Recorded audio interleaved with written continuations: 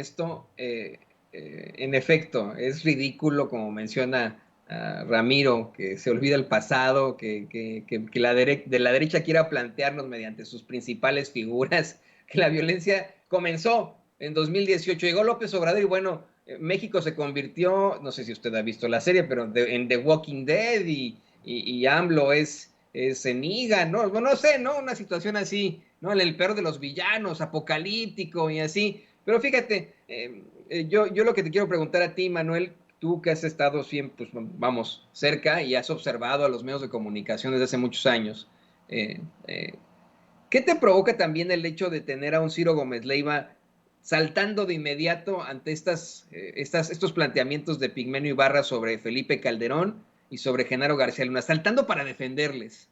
¿Esto se debe a la amistad? ¿Se debe al agradecimiento? Un conductor de noticias tiene, pues vamos, puede legítimamente de pronto saltar a defender a sus cuates en una mesa de análisis.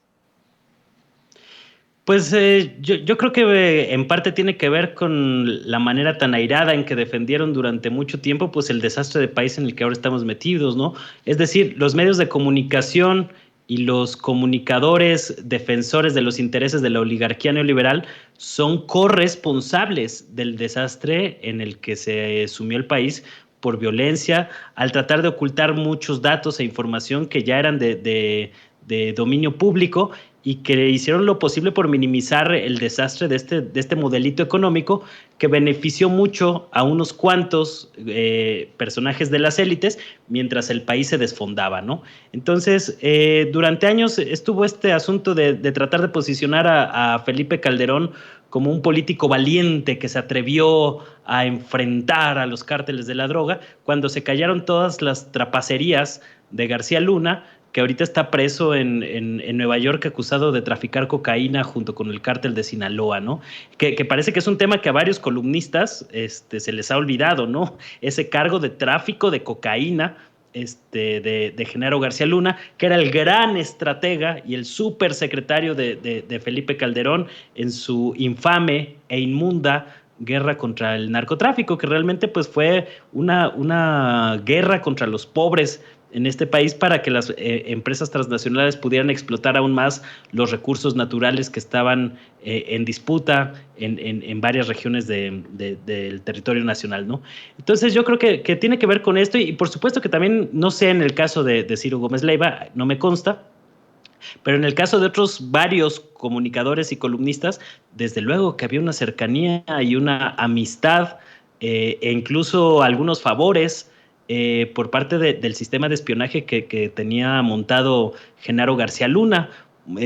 Ahora que están de moda los audios de Alito y de otros personajes, de Alito Moreno, el presidente del PRI, pues García Luna tenía montado un sistema de espionaje bastante amplio en el que por ahí filtraba algunas cosas a medios de comunicación consentidos, a directores de periódicos, a cosas de este tipo, y muchos de ellos pues le deben varios favores a García Luna.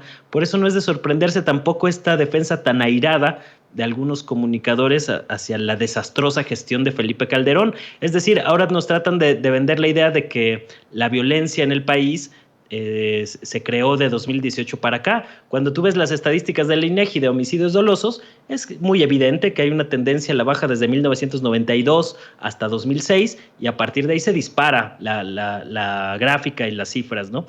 ¿Qué pasó en 2006? Pues pasó el fraude de 2006 de Felipe Calderón y pasó la guerra contra el narcotráfico. Eso fue lo que marcó un antes y un después en la historia de este país y que ha generado una crisis humanitaria sin precedente. Ahora nos quieren decir que los efectos de esa situación, más de una década que seguimos padeciendo los estragos de ese tipo de acciones, son consecuencia del gobierno actual. Digo, me parece un infantilismo y otro intento más de engañar a la gente, ¿no? Porque es cierto que el gobierno de López Obrador no ha podido contener el clima de violencia que existe a nivel nacional. Ellos están diciendo que están tratando de atender las causas, que yo creo que es una medida correcta.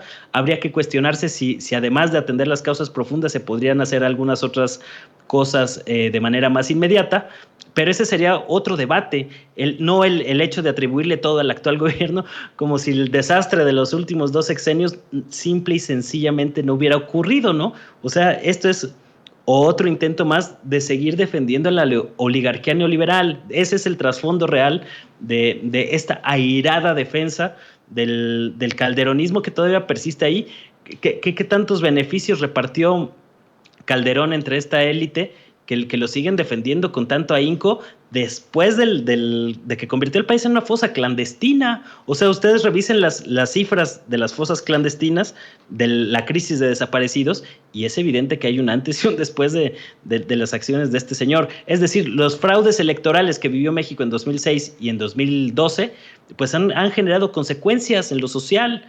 El país se convirtió en un reguero de sangre. Ese fue el gran legado de Felipe Calderón, que ahora pues está ahí muy plácidamente viajando por el mundo en su puesto que tiene ahí dentro de la Fórmula 1, echándose sus chapuzones y agüita ahí en las albercas, mientras dejó un tiradero de país, y todavía tiene el cinismo y la desfachatez de salir a opinar sobre temas de política pública, ¿no? Y que todavía haya comunicadores que lo defienden, me parece infame. Y también no hay que dejar de lado que ahorita está muy fuerte el nado sincronizado entre estos comunicadores de la derecha para tratar de posicionar la idea de que el triunfo electoral del próximo domingo de López Obrador y de Morena va a obedecer a las alianzas a las presuntas alianzas del gobierno de López Obrador con el narcotráfico. Es una narrativa que estos mercenarios de la información han tratado de imponer desde la derrota electoral de las elecciones intermedias en el 2021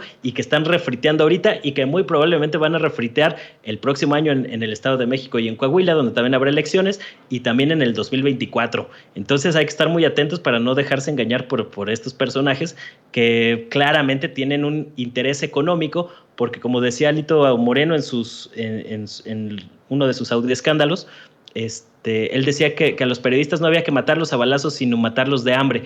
Pues muchos de los que no han matado de hambre el viejo sistema neoliberal, pues son ahora los que están defendiendo tan airadamente a estos sinvergüenzas, ¿no?